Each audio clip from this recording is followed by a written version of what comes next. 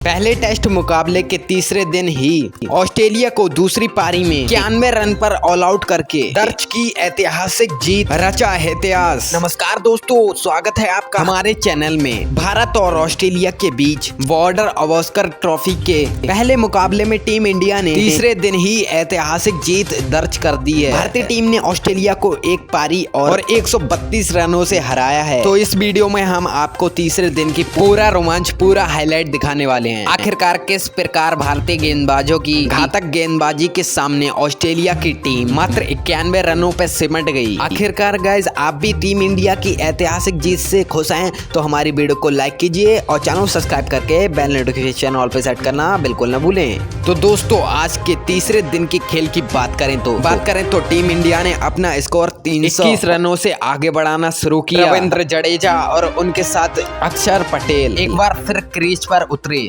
आज team India के दोनों बल्लेबाज फिर संभल कर शुरुआत करना चाहते थे, लेकिन दोस्तों शुरुआती ओवर में दोनों अच्छा परफॉर्मेंस भी किया। लेकिन इसके बाद रविंद्र जडेजा को एक जीवन दान भी मिला। लेकिन इसके बाद रविंद्र जडेजा को मुर्फी ने बोल्ड कर आज का पहला झटका दिया। रविंद्र जडेजा ने 185 गेंदों पर 70 रन की पारी खेली, तो वहीं पर मुर्फी ने भी छठा विकेट प्राप्त किया। इसके बाद दोस्तों क्रीज पर उतरे टीम इंडिया की तरफ से मोहम्मद शमी, जिन्होंने अक्षर पटेल के साथ टीम के स्कोर को बढ़ाना शुरू किया और 120वें ओवर की तीसरी गेंद पर नेथन लियोन की गेंद पर चौका जड़कर अपनी पारी का बेहतरीन तरीके से आगाज किया। इसके बाद दोस्तों मोहम्मद शमी को एक जीवन दान भी मिला। मोहम्मद शमी ने आक्रामक खेल शुरुआत से ही दिखाया और नेथन लियोन की गेंद पर एक बड़ा शॉट खेलना चाहा, लेकिन दोस्तों गेंद बाउंड्री लाइन के पास गई और बाउंड्री लाइन पर खड़े थे वॉलेंट के हाथों में गेंद गई, लेकिन वो सही से पकड़ नहीं पाए। इसके बाद मोहम्मद शमी ने 125वें ओवर की आखिरी गेंद पर मुर्फी की गेंद पर बेहतरीन छक्का लगाकर और अपने इरादे स्पष्ट कर दिए। उनका ये छक्का 75 मीटर दूर जाकर इसके बाद अक्षर पटेल भी कहां पीछे रहने वाले थे। उन्होंने 129वें ओवर की चौथी गेंद पर मुर्फी की गेंद पर एक और बेहतरीन चौका लगाया और इसके बाद वो अपने स्कोर को बेहतरीन तरीके से आगे बढ़ाना शुरू कर दिया। लेकिन दोस्तों असली खेल तो मोहम्मद शमी ने दिखाया है। 131वें ओवर में इस ओवर में मोहम्मद शमी के बल्ले से बेहतरीन बल्लेबाजी देखने को मिली। 121वें ओवर की तीसरी गेंद पर मर्फी की गेंद पर बेहतरीन छक्का जड़ा। ये छक्का उन्होंने काफी शानदार तरीके से लगाया और वो यहीं पे नहीं रुके। इसके बाद मर्फी की गेंद पर एक और शानदार छक्का देखने को मिला। फ्लाइटेड गेंद को उन्होंने बाउंड्री लाइन के पार भेजकर बैक टू बैक दूसरा छक्का जड़ा और इन दो छक्कों के साथ टीम इंडिया के स्कोर को बेहतरीन तरीके से आगे बढ़ाया। भारतीय टीम की लीड 200 रनों से ज्यादा हो गई। ऑस्ट्रेलिया की पहली पारी के जवाब में भारतीय टीम अब 201 रन की बढ़त बना चुकी थी, लेकिन मोहम्मद शमी भी शानदार बल्लेबाजी कर रहे थे और धीरे धीरे करके दोनों बल्लेबाजों ने अपने स्कोर को सिंगल डबल से आगे बढ़ाया और 77 गेंदों पर 50 रन शानदार पार्टनरशिप पूरी कर दी। 9वें विकेट के लिए ये पार्टनरशिप बेहद ही महत्वपूर्ण थी, क्योंकि भारतीय टीम इस जोड़ी के ही साथ 200 से ज्यादा रन की बढ़त ले पाई थी। लेकिन दोस्तों जैसे ही ये बढ़त 200 रन से ज्यादा की हुई, इसके बाद मोहम्मद शमी के रूप में एक बड़ा झटका मिला।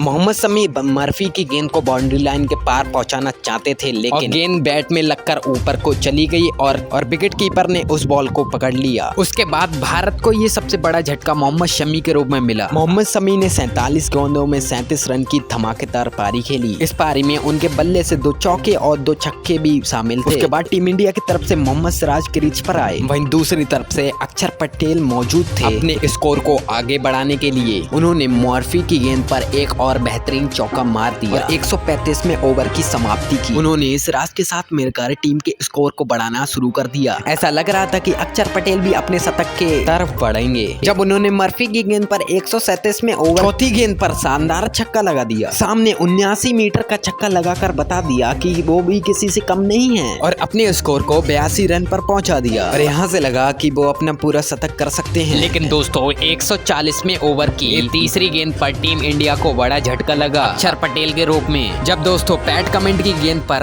अक्षर पटेल बड़ा शॉट खेलने वाले थे, वो गेंद उनके बल्ले पर न आई और सीधा जाकर विकेट में लग गई। गिल्ली नीचे गिर गई और भारतीय टीम को 10वां झटका लगा अक्षर पटेल के रूप में। अक्षर पटेल ने शानदार बल्लेबाजी करते हुए 174 गेंदों पर 84 रन की धमाकेदार पारी खेली। वहीं दोस्तों टीम इंडिया ने शानदार परफॉर्मेंस करते हुए 400 रन बनाए। वहीं हम भारतीय टीम की तरफ से बात करें सबसे ज्यादा रनों की, तो सबसे ज्यादा रन रोहित शर्मा ने 120 रन बनाए 212 गेंदों में। दूसरे नंबर पर जडेजा ने 105 गेंदों में 70 रन बनाए और अक्षर पटेल का भी उसमें हाथ था और इसी की बदौलत टीम इंडिया ने 400 रन बनाए। और वहीं ऑस्ट्रेलिया की तरफ से मर्फी ने 7 विकेट लिए पर टीम इंडिया ने 223 रन की बढ़त हासिल की पहली पारी में। वहीं पर ऑस्ट्रेलिया की दूसरी पारी शुरू हुई लंच के बाद। लेकिन दोस्तों भारतीय टीम की तरफ से पहला ओवर मोहम्मद शमी ने डाला। इस ओवर में 2 नौ बॉल के जरिए 3 रन बनाए ऑस्ट्रेलिया की टीम ने। तो वहीं पर दूसरे ओवर में मोहम्मद ख्वाजा के बल्ले से बेहतरीन चौका देखने को मिला। ख्वाजा ने एक चौका लगाया अश्विन की गेंद पर, लेकिन इसके बाद अश्विन की एक बेहतरीन गेंद ख्वाजा स्लिप में खड़े विराट कोहली को कैच थमा बैठे। विराट कोहली ने बेहतरीन कैच पकड़ा और भारतीय टीम को उस्मान ख्वाजा के रूप में एक सफलता प्राप्त हुई। उस्मान ख्वाजा ने 9 गेंदों पर 5 रनों की पारी खेली और वो अपना विकेट गवा बैठे। पहली पारी में भी ख्वाजा कुछ खास नहीं कर पाए थे, यहाँ पर भी निराश होकर ही लौटे। उसके बाद दोस्तों ऑस्ट्रेलिया की तरफ से तीसरे नंबर पर बल्लेबाजी करने आए लबूसाने ने क्रीज पर टिकने की बहुत कोशिश कामयाब नहीं हो पाई, लेकिन उन्होंने 5वें ओवर की तीसरी गेंद पर मोहम्मद शमी की गेंद पर बेहतरीन चौका लगाया। तो वह चौका बहुत ही शानदार था। एक बेहतरीन कवर ड्राइव इनके बल्ले से देखने को मिला। ये कहें तो एक बेहतरीन पंच इन्होंने मारा था और इसी ओवर में मोहम्मद शमी की गेंद पर एक और चौका देखने को मिला। इसी तरीके से 2 चौके मारकर लबूसा ने कोई लंबी पारी खेलेंगे। इसके बाद दोस्तों भारतीय टीम की तरह इसी तरह शानदार गेंदबाजी चालू रही और ऑस्ट्रेलिया की टीम चौके छक्कों के लिए तरसती रही। चौके छक्कों की तो बात छोड़ो, ऑस्ट्रेलिया की टीम को तो सिंगल भी नहीं मिल रहा था। तभी डेविड वार्नर का एक कैच विराट कोहली के हाथों से ड्रॉप हो गया। आरवी अश्विन की गेंद पर आसान सा स्लिप कैच विराट कोहली ने ड्रॉप कर दिया। अभी तक 2 ही रन बनाए थे डेविड वार्नर ने, लेकिन दोस्तों इसके बाद 11वां ओवर डालने आए टिम इंडिया की तरफ से रविंद्र जडेजा। लबूसाने की बैट से एक बेहतरीन चौका देखने को मिला रविंद्र जडेजा की गेंद पर और इसी ओवर की 5वीं गेंद पर वो टिक नहीं पाए और आउट होकर चले गए। भारतीय टीम को दूसरी सफलता लबूसाने के रूप में मिली। अब लबूसाने ने 28 गेंदों पर 17 बेहतरीन रन बनाए और उसके बाद रविंद्र जडेजा का शिकार बने। इसके बाद डेविड वार्नर 36 गेंदों पर 2 रन बनाकर बल्लेबाजी कर रहे थे, लेकिन इसके बाद 14वें ओवर की तीसरी गेंद पर अश्विन की गेंद पर एक बेहतरीन चौका लगाया और इसके बाद एक और बेहतरीन चौका लगाया और डेविड वार्नर ने बैक टू बैक 2 चौके लगाए और तीसरी गेंद पर अश्विन ने बेहतरीन कमबैक किया और डेविड वार्नर को पवेलियन पहुंचा दिया। डेविड वार्नर को LPW आउट करते हुए टेस्ट क्रिकेट में 11वीं बार आउट किया। 41 गेंदों पर 10 रन बना के पहुंचे पवेलियन डेविड वार्नर पर। उसके बाद बल्लेबाजी करने उतरे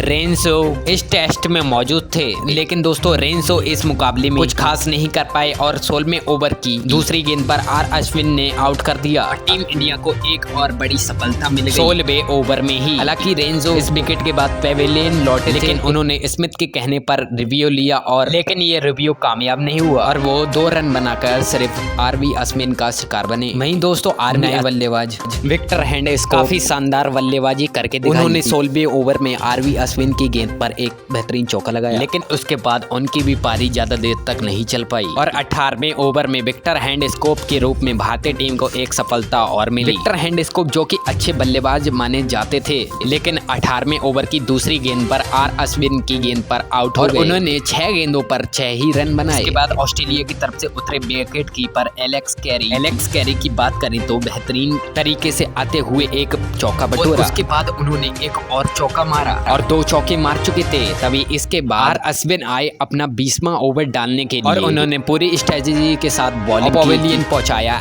एलेक्स कैरी की बात करें तो उन्होंने 6 गेंदों पर 10 रन बनाए, लेकिन आरवी अश्विन ने उन्हें LPW आउट कर दिया और साथ ही में उन्होंने अपने इस मुकाबले का 5वां विकेट भी पूरा किया। इसके बाद रविंद्र जडेजा ने पैट कमिंस को विकेट कीपर के हाथों कैच कराकर एक और सफलता भारत को दिलाई। ऑस्ट्रेलिया लगभग ऑल आउट होने की कगार पर पहुंच गई थी। ऑस्ट्रेलिया की तरफ से स्मिथ ही एक ऐसे बल्लेबाज जो कि एक तरफ से टिके हुए थे। वहीं पर स्मिथ ने अक्षर पटेल के ओवर में एक चौकर लगाया। वहीं पर शानदार बॉलिंग करते हुए अक्षर पटेल ने मर्फी को पवेलियन भेजा। मर्फी एक शानदार सा कैच रोहित शर्मा के हाथों में थमा बैठे और भारतीय टीम को एक और सफलता मिली मर्फी के रूप में, जो कि 15 गेंदों पर 2 रन बनाकर पवेलियन पहुंचे। इसके बाद नेथन लियोन ने 2 चौके जरूर लगाए, लेकिन इन्हें पवेलियन पहुंचाया मोहम्मद शमी ने बोल्ड करके। इन्होंने 8 रन बनाए 21 गेंदों का सामना करते हुए। मोहम्मद शमी की गेंद पर ये भी पवेलियन पहुंच गए बोल्ड होकर। रविंद्र जडेजा ने उन्हें बोल्ड किया था, लेकिन वो नो बॉल रही। तभी दूसरा ओवर डालने आए मोहम्मद शमी ने LPW आउट करके टीम इंडिया को एक बड़ा विकेट दिया और टीम इंडिया को एक शानदार जीत दिला दी।